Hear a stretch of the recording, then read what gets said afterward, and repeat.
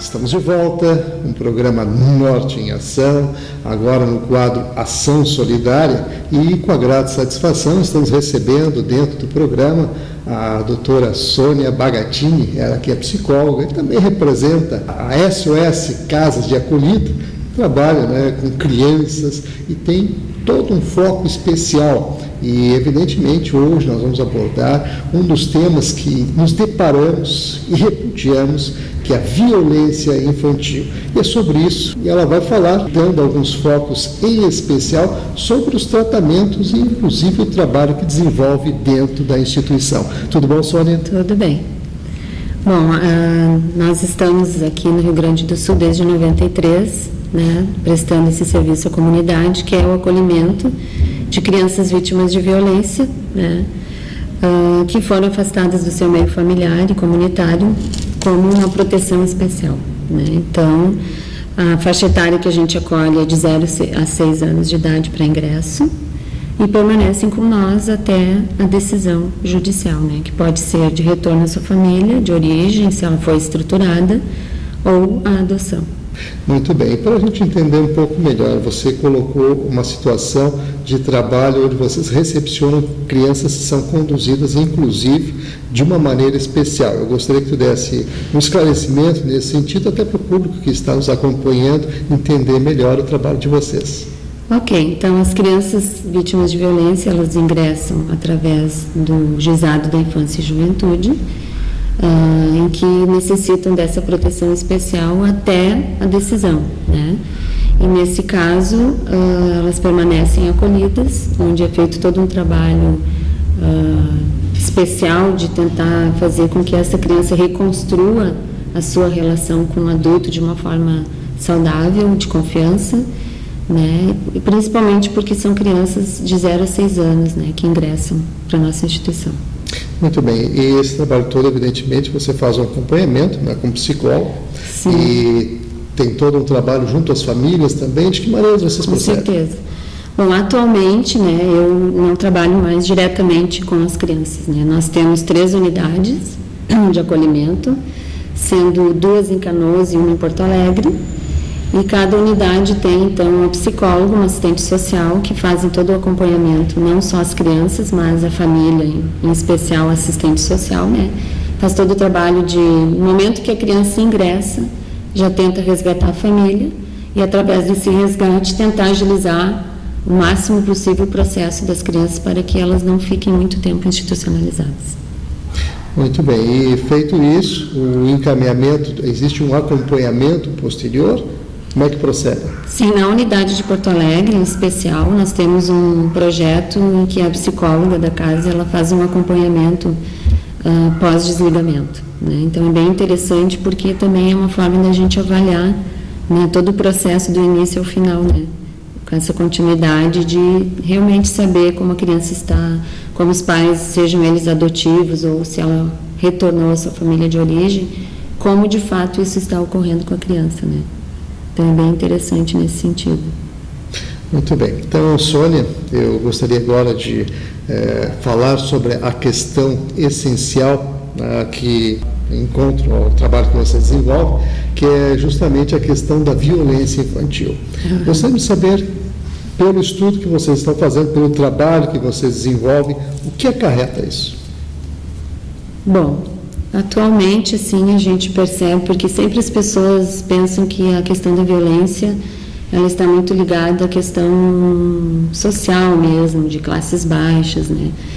Mas é importante salientar que a violência não tem classe social, não tem etnia, não tem raça, não tem cultura.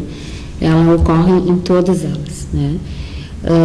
Geralmente, assim, a gente percebe das famílias que cometem a violência contra a criança ou adolescente, está muito ligado a questões de saúde mental, né, distúrbios de personalidade, enfim, questões de doença mental mesmo. A questão de drogadição e alcoolismo é muito forte, né? E muitos casos de imaturidade na responsabilidade parental, né? As pessoas não têm a noção do que realmente uma criança precisa para se desenvolver e acaba cometendo, às vezes, violências não só física como psicológica em função da própria falta de informação. Existe um outro particular nesse sentido também que vem deparando muito com as circunstâncias, são aquelas questões da violência sexual também. E muito forte. Essa situação, em que condição ela acontece e de que maneira vocês trabalham esse tipo de questão? Bom, a violência sexual, né, é a mais difícil de trabalhar, né, porque a criança ela é exposta a algo que ela não está pronta, né, não tem maturidade para entender o que o adulto, no caso o abusador, né, propõe para a criança. E, infelizmente, hoje existem muitos mitos, né, que acabam desprotegendo a criança, né. Por exemplo, existe um mito de que o adulto abusou de uma adolescente, por exemplo, porque ela provocou. né? Então, o adulto se exime totalmente da sua responsabilidade e a culpa cai sobre a vítima, né? Que é a adolescente ou o adolescente. A questão sexual hoje também a gente vê um certo estímulo para as crianças também terem comportamentos não infantis, né? Comportamentos sexualizados através da mídia, através principalmente assim, do desrespeito em relação ao que a criança pode saber a respeito do sexo ou não, né? Conforme a sua idade. E isso acaba acarretando, de fato, uma violência sexual muito mais comum do que nós todos imaginamos na nossa sociedade, né? Mas a gente percebe assim que a violência sexual ela ocorre, geralmente quem comete a violência sexual é algo de muita confiança da criança, né? Em primeiro lugar, nós temos inclusive o pai biológico, em segundo lugar, o padrasto, né? E depois as próximas classificações são todos parentes, vizinhos, todos que a criança confia realmente, né? E na violência sexual a sequela ela é muito mais grave, né? A gente costuma a trabalhar essa questão com muito mais intensidade com as crianças, porque realmente ela é uma sequela muito mais profunda, né? Que acomete sobre a criança, inclusive sobre a sua escolha sexual na fase adulta, né? Então são sequelas muito graves. E geralmente é a que mais a gente percebe na prática de que dificilmente tem retorno, né? Não há totalmente cortada a relação entre o que abusou e o que foi vítima, né? Já na violência física a gente consegue às vezes reestruturar essa família, o agressor ser tratado e a possibilidade de haver uma nova convivência. No caso do abuso sexual é impossível, né? Quebra totalmente, né? De fato é uma circunstância que a gente acompanha e realmente repudia, até na questão da pedofilia, que hoje também se prolifera de uma forma que eu gostaria que você inclusive aprofundasse essa questão, dizendo assim quais são os fatores. Bom, você sabe que a pedofilia é um caso crônico socialmente, né? Porque há certos, vamos dizer assim, estímulos da sociedade para que isso passe desapercebido, né? E são encarados como normal.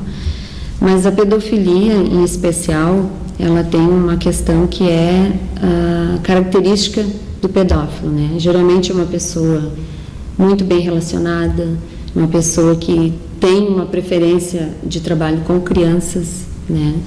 Geralmente elas conquistam muitos adultos que acabam confiando as crianças ao pedófilo, né?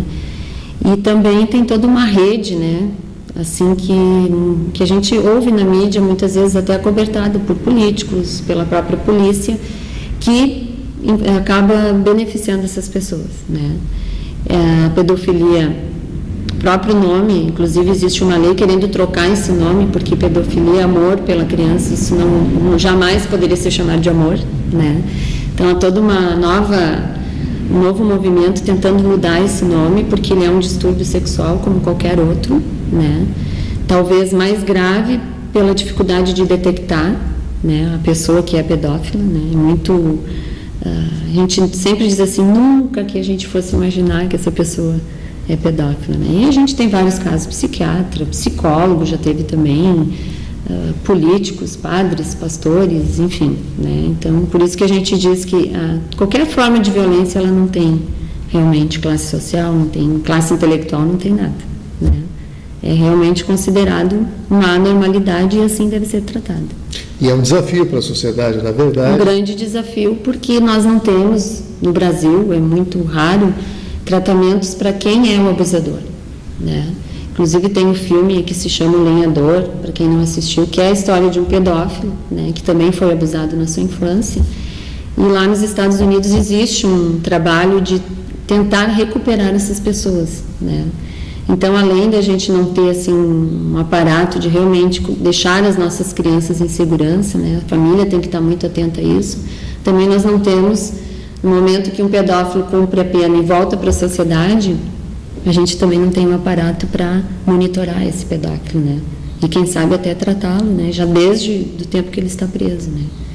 Então, a pedofilia é muito mascarada, é muito difícil de detectar e cabe realmente à família, né, não deixar realmente ficar em cima, policiar com quem que o filho anda, pessoas que às vezes ficam na frente das escolas, que é muito comum, né, e às vezes eles detectam, o pedófilo ele é muito perspicaz, né, então ele vê se uma criança vai para casa sozinha, ou o teu vizinho pode ser um pedófilo. Infelizmente não é paranoia, a gente tem que ter muito cuidado.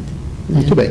Então, eu estou conversando aqui com a Sônia Bagatini, que é psicóloga, representante da SOS Casas de Acolhida, e, é claro, né, tratando de um assunto, de uma temática que nos preocupa, como eu disse, é um desafio para a sociedade, mas, de qualquer forma, nós temos que levantar essa questão até para podermos buscar, quem sabe, uma solução, que a gente sabe que é difícil, mas que esse é o caminho, esse é o objetivo maior de todo o trabalho, que é dirigido, inclusive, pela sua instituição.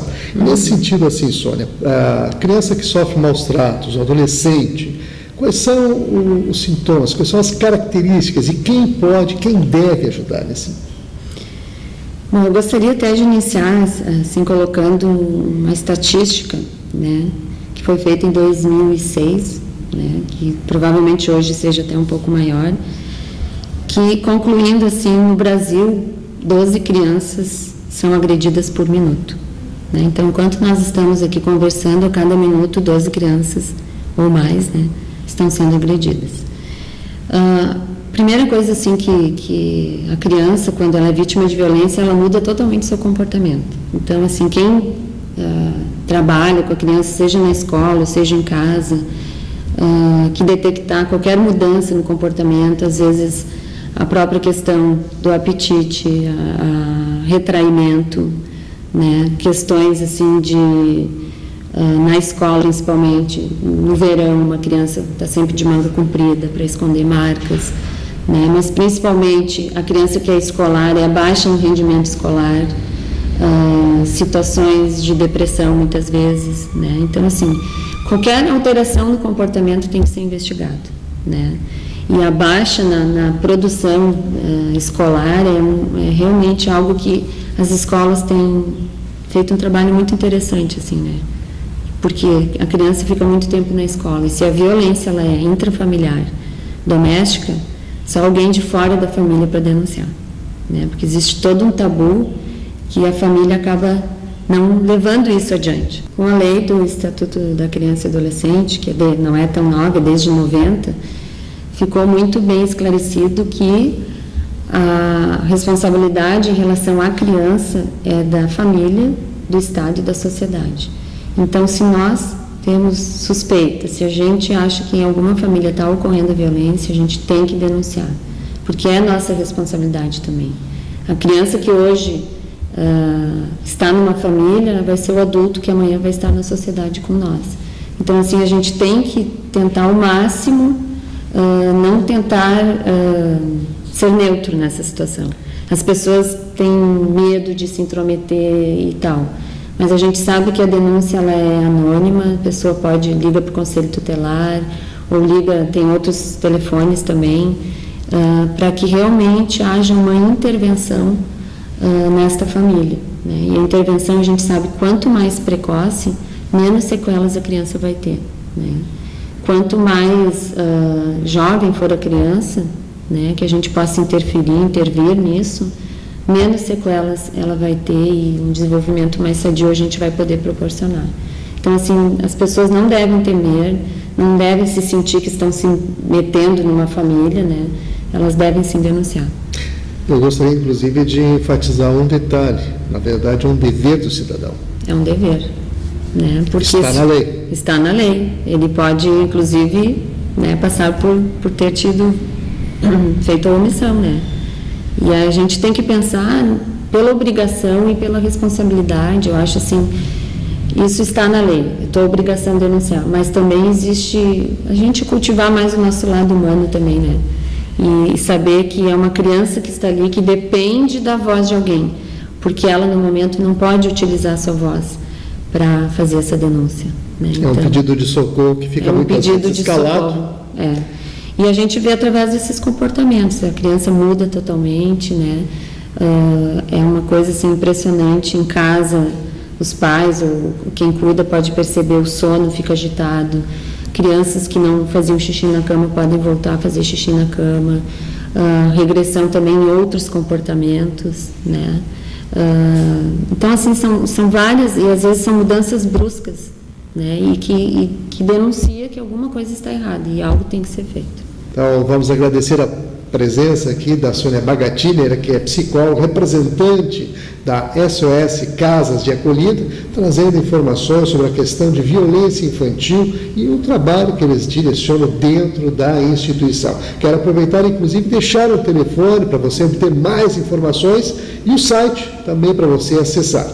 O telefone é o 3335-1333 e o site, como está aí no rodapé do vídeo, é acolhida.org.br. Então, lá você pode buscar mais informações e, precisando, o contato também está ali à sua disposição. Então, você que está ligado com a gente, fica aquele convite especial para manter a sintonia, que num instante só a gente volta.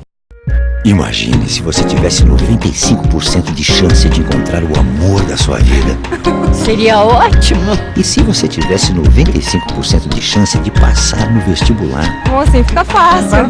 É tudo que eu quero. E se a sua chance de ganhar na Mega Sena fosse de 95%? Tudo isso! Adorei essa ideia! Faça mamografia regularmente. A chance de curar um câncer de mama descoberto cedo é de 95%.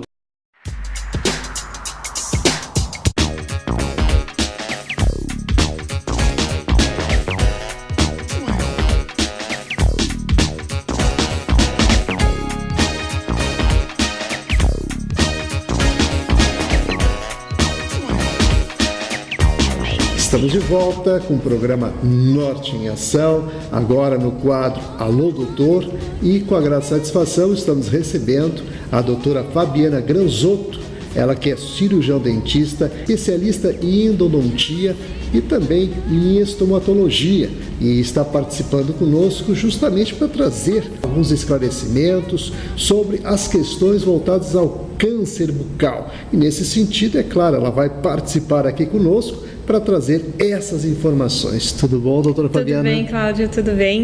O câncer bucal, ele é uma doença que está nos trazendo muita preocupação, porque nos últimos anos ele se apresenta como o 5º câncer mais incidente na população brasileira.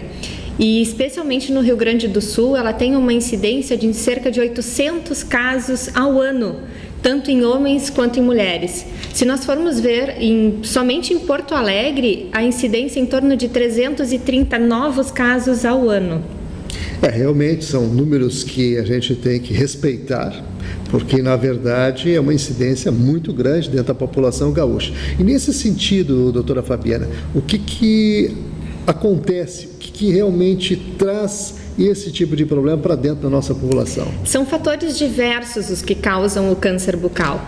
O que nós temos que ter em mente é que essas lesões de câncer bucal, elas são praticamente evitáveis. Por quê? Porque são agentes comportamentais, são agentes físicos, ou seja, radiação solar, e também hábitos como o fumo e a bebida alcoólica. São os potencializadores, são os agentes causadores do câncer bucal. Então, perfeitamente evitáveis. Radiação solar, quando a gente não consegue deixar de se expor ao sol, ou seja, os trabalhadores que trabalham ao ar livre, camponeses, produtores rurais, enfim, tem que procurar usar um bom filtro solar no rosto, chapéus com aba larga para proteger a área do lábio e evitar com isso a incidência maior dos raios solares sobre a região.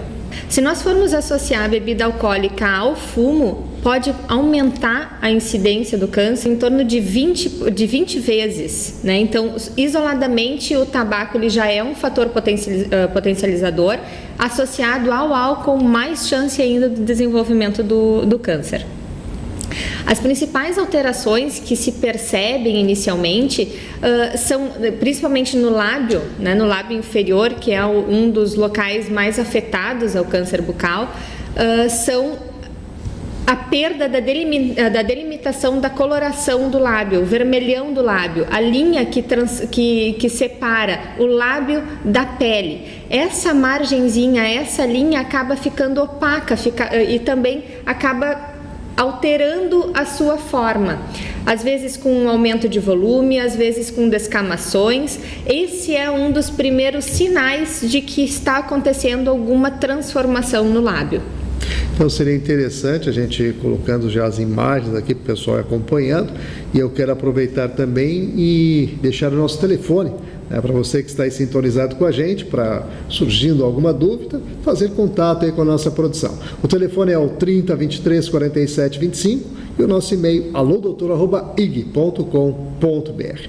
Então, doutora Fabiana, nessas questões que a gente estava abordando nesse momento, com relação a essa diferenciação que existe na questão da gengiva e esse espaço, o pessoal inclusive acompanha na imagem, e em observando isso, o que a pessoa deve fazer? Inicialmente, devem se observar, se toda lesão que não desaparecer em até 15 dias, ou seja, 2 semanas, deve-se procurar ajuda, porque toda lesão inflamatória ou algum traumatismo, ela deve desaparecer em torno de 15 dias. Se essa lesão não desaparecer, já é sinal de alguma transformação.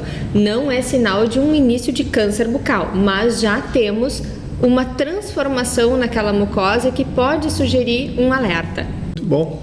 Vamos agradecer aqui a participação, doutora Fabiana Granzotto,